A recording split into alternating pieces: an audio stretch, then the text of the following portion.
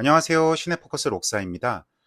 오늘부터 시네마테크의 새 코너가 시작되는데요. 새 코너는 올댓 장르입니다.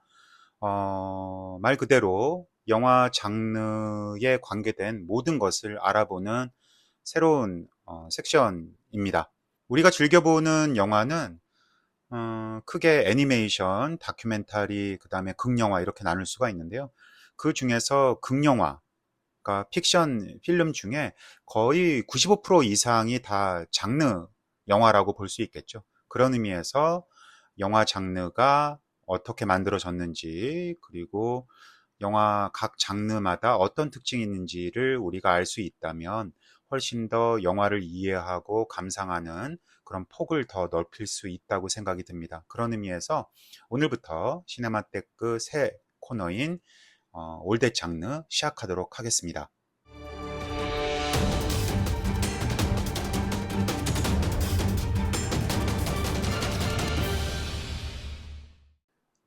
올댓 장르 첫 번째 순서는 영화 장르의 개념을 알아보는 시간입니다. 사실 영화 장르의 개념은 정의하기가 굉장히 좀 까다롭습니다. 영화 장르라는 용어가 상당히 좀 모호하고 다원적이기 때문이죠. 그래서 대략 한 네 가지 정도의 시각으로 바라본 영화 장르의 개념을 한번 종합적으로 알아보도록 하겠습니다. 먼저 첫 번째 우리가 알아볼 정의는 일반적인 정의입니다. 다른 말로 하면 사전적인 정의라고 볼 수 있겠죠. 여러분들은 장르라는 이 용어가 어느 나라 말인지 혹시 들어보셨습니까? 많은 분들이 이 장르라는 용어가 사실 영어라고 알고 있는데요. 원래는 프랑스 말입니다.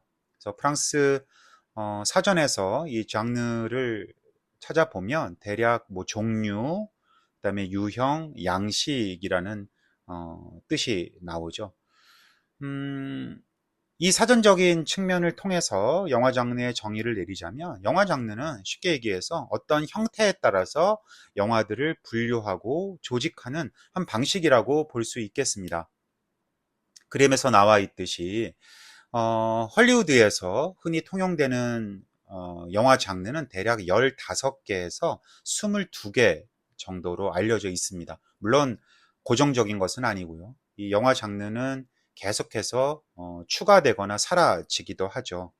그런 측면에서 이 일반적인 정의, 즉 사전적인 정의로 따지자면 어떤 하나의 공통된 형태가 발견이 되면 그 형태에 맞게 영화를 바구니 속에 넣는 행위, 이걸 우리가 영화 장르의 분류라고 볼 수 있겠습니다.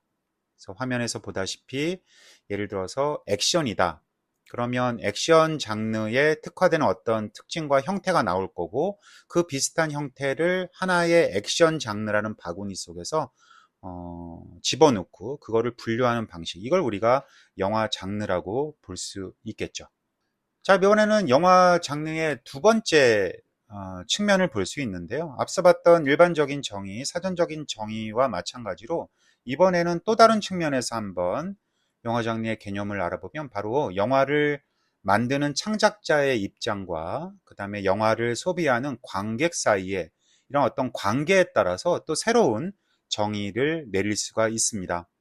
그런 측면에서 영화 장르란 영화를 창작하는, 즉 만드는 사람과 영화를 소비하는, 영화를 바라보는 사람이 서로 암묵적으로 서로 뭐 이렇게 하자라고 문서화하진 않지만 서로 암묵적으로 공유하고 있는 다양한 규칙들의 총체를 우리가 영화 장르라고도 또 볼 수 있겠죠. 자, 예를 들어 보면 우리가 스릴러 영화를 극장에서 보러 갈 때, 영화가 시작되고 영화를 만든 감독이나 제작자가 이 커튼 앞에 서서 관객들한테 이렇게 얘기하지는 않습니다. 여러분들 스릴러 영화를 보러 와주셔서 감사합니다. 여러분들이 앞으로 볼 영화는 스릴러 영화인데요. 여러분들 스릴러 이 장르의 어떤 규칙들은 다들 아시죠? 첫 번째, 계속해서 영화가 범인이라고 지적하면 지적할수록 사실은 영화의 결말부에 가보면 그 지적한 범인은 진짜 범인이 아닙니다. 오히려 영화가 계속 숨기고 있는, 이 사람만큼은 절대 범인이 아닐 거야 라고 하는 사람이 오히려 범인인 경우가 많죠. 자, 여러분들 이런 스릴러의 규칙을 잘 보고 이 영화를 봐주세요 라고 하진 않죠. 대부분 이 스릴러라는 장르를 관객이 선택을 하고 영화를 바로 가는 바로 그 순간 이미 관객의 마음속에는 스릴러라는 장르가 가지고 있는 다양한 규칙들을 머릿속에 넣어두고 영화를 보게 됩니다. 자, 이런 식으로 비록 영화를 만드는 사람과 영화를 보는 사람이 서로 사인하고 구태여 설명하지 않더라도 이미 암묵적으로 창작자와 관객 사이에 서로 공유하고 있는 규칙들, 이런 걸 우리가 또 영화 장르라고 볼 수 있겠죠. 그래서 각 영화 장르는 이렇게 보이지 않는 규칙들이 있다는 것도 영화 장르가 가지고 있는 또 다른 중요한 정의라고 볼 수 있겠습니다. 자, 세 번째로 알아볼 영화 장르의 또 다른 개념은 이번에는 조금 더 각도를 달리해서요. 영화를 배급하고 영화를 상영하는 극장 경영자, 그리고 이 모든 과정을 컨트롤하는 마케팅을 하는 담당자 입장에서 바라보는 영화 장르는 앞서 살펴봤던 일반적인 정의와 제작자와 창작자, 관객 사이의 정의와는 좀 다릅니다.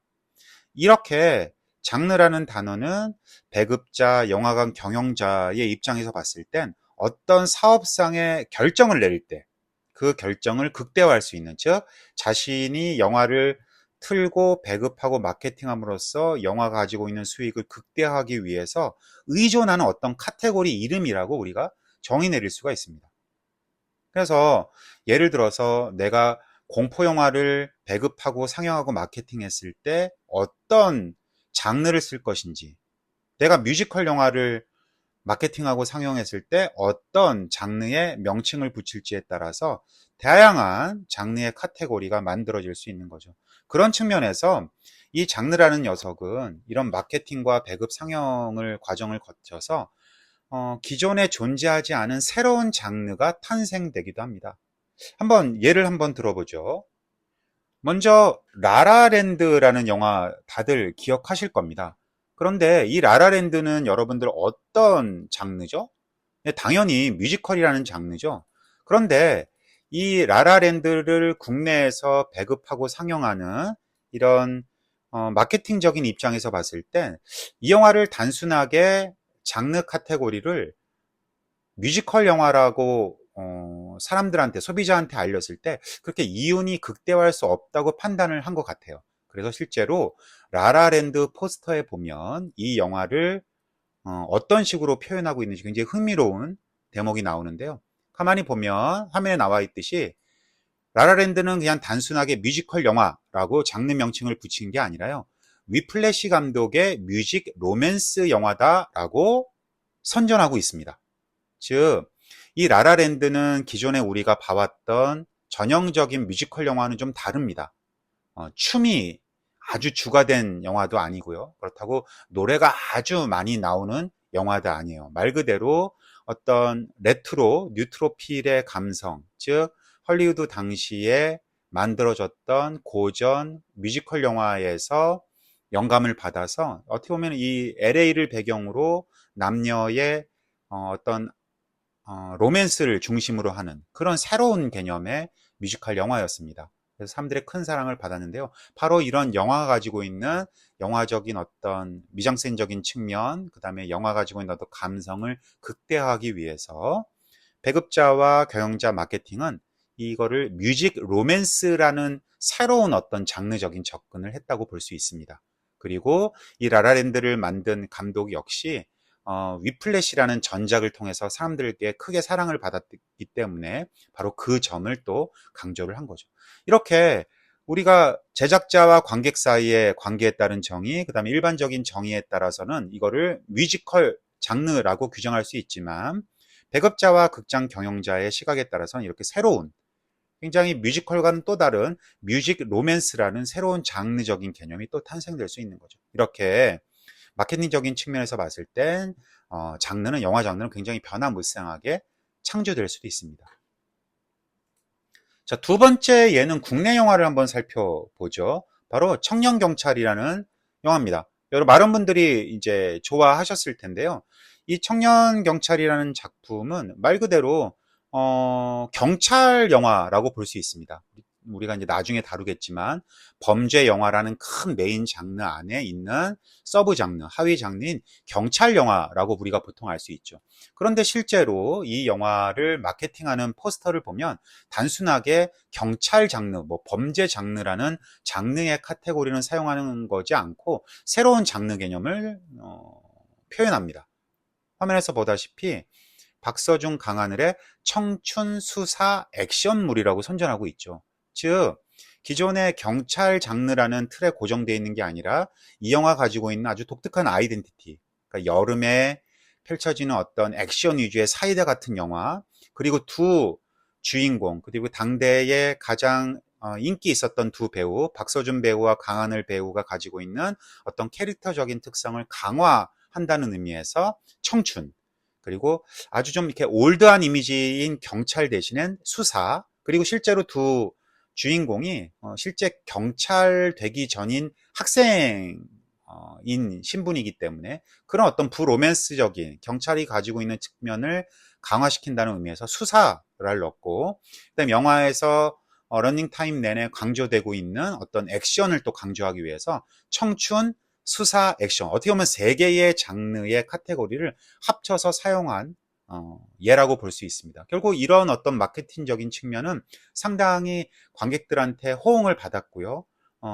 특히 그 흥행적으로도 굉장히 성공한 사례라고 볼 수 있습니다. 자, 이번에 마지막 예를 한번 볼까요? 이번에는 킬러의 보디가드라는 헐리우드 작품입니다. 이 작품도 굉장히 크게 사랑을 받았고 속평까지 나왔는데요. 뭐 전형적으로 이 킬러를 다룬 액션물이에요. 그런데 이 영화 역시 무슨 액션 아니면 어떤 뭐 첩보물 이런 식으로만 단순하게 선전하는 게 아니라 역시 두 배우가 가지고 있는 어떤 캐릭터를 극대화한다는 의미에서 부로맨틱 블록버스터라는 새로운 또 장르 개념을 카테고리로 사용을 합니다. 즉 부로맨스의 기존에 있는 부로맨스에 거기 로맨틱을 추가를 해서 부로맨틱이라는 새로운 장르적인 접근을 추가했고요. 거기에 어떤 좀 블록버스터급의 어떤 텐트폴 영화라는 이미지를 또 강조하기 위해서 블록버스터를 사용하죠. 그래서 부로맨스, 뭐 액션이라는 물 대신에 신조어, 부로맨틱이라는 또 새로운 장르적인 접근을 택했고, 결국 이 영화도 이 마케팅적으로 꽤 성공한 국내의 사례로 인정을 받았습니다. 우리가 세 편의 영화를 통해서 한번 알아봤는데요. 이런 식으로 또 배급, 상영, 마케팅적인 측면에서 어떤 결정을 내릴 때 사업상에 어떤 식으로 내가 극대화할 수 있을까, 이윤을 마케팅적으로 극대화할 수 있을까 할 때 이렇게 사용할 수 있는 다양한 카테고리 이름을 우리가 또 영화 장르다라고 말할 수 있겠습니다. 자, 마지막에 장르의 개념은 이번에는 이제 우리의 시각이죠. 영화를 소비하는 관객의 시각에 보면 또 색다른 정의가 가능합니다. 즉, 이런 측면에서 봤을 때 장르는 관객들이 그들이 보는 영화의 흐름, 그러니까 이 앞으로 펼쳐질 이야기의 흐름을 빠르게 파악할 수 있게 도와주는, 역시 굉장히 오랜 기간 동안 내려온 다양한 약속된 기호라고 볼 수 있겠습니다.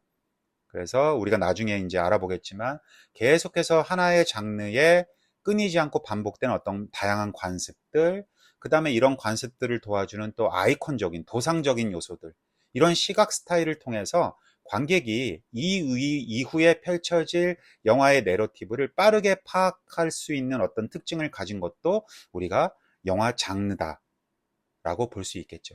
그래서 이거를 우리가 영화적으로는 트로프라고 표현하기도 하고요. 여러분들이 잘 아는 클리셰라고도 표현하기도 합니다. 그래서 액션 영화에는 굉장히 유치하긴 하지만 그 액션이라는 장르에서 계속해서 반복되는 관습, 시각 스타일에 대한 다양한 클리셰가 있고요. 그다음에 공포 영화에도 특유의 클리셰가 있고, 그다음에 뭐 뮤지컬 영화, 그 다음에 어떤 로맨스 영화, 코미디 영화에도 이 장르에 특화되어 있는 다양한 클리셰들, 트로프들이 있죠. 그래서 이런 거 측면을 봤을 때 우리는 관객 시각에서 관객이 빠르게 영화의 내용을 예측하고 파악하게 도와주는 다양한 약속된 기호, 시각 스타일을 우리가 또 영화 장르라고 볼 수 있겠습니다. 자, 오늘은 우리가 첫 번째 순서로서 다양한 영화 장르의 한 4가지 측면을 알아봤는데요.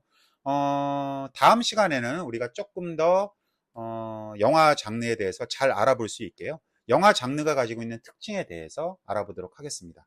오늘 콘텐츠 들어주셔서 감사합니다.